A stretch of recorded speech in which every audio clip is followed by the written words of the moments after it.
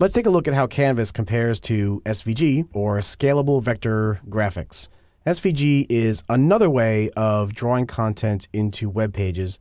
It's similar to the Canvas, but it works in a pretty different fashion. So let's compare the two. Canvas has elements that are drawn programmatically. In other words, your script code draws elements directly onto the Canvas surface. In SVG, the elements are actually a part of the page's DOM, or Document Object Model.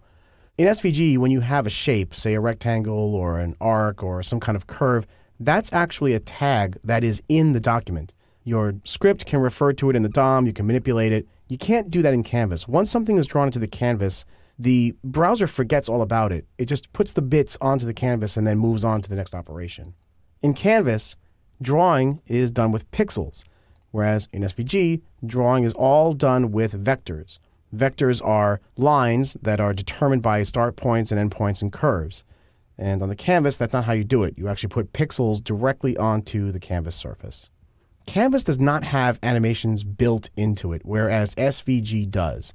In the canvas, when you want to create animations, you have to do that using script and timing mechanisms, which we will see how to do later on in this course.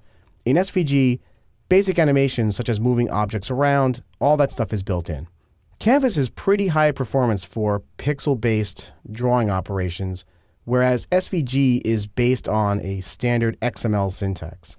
So where Canvas gets a little bit better performance because it can take advantage directly of your computer's hardware-accelerated GPU, or graphics processing unit, SVG uses XML, which might be a little bit slower to process, but it provides better accessibility because, again, the elements of the drawing are part of the DOM. So this is a pretty complete, basic look at how the two are different, but keep in mind, they're not mutually exclusive. You can use Canvas and SVG in the same web page. And because you can position elements, you might even find a way to use the two of them together. Have a canvas in the background and SVG on top. Now, what you can't do is draw SVG into a canvas or vice versa. But just remember, they're not mutually exclusive. You can actually use both.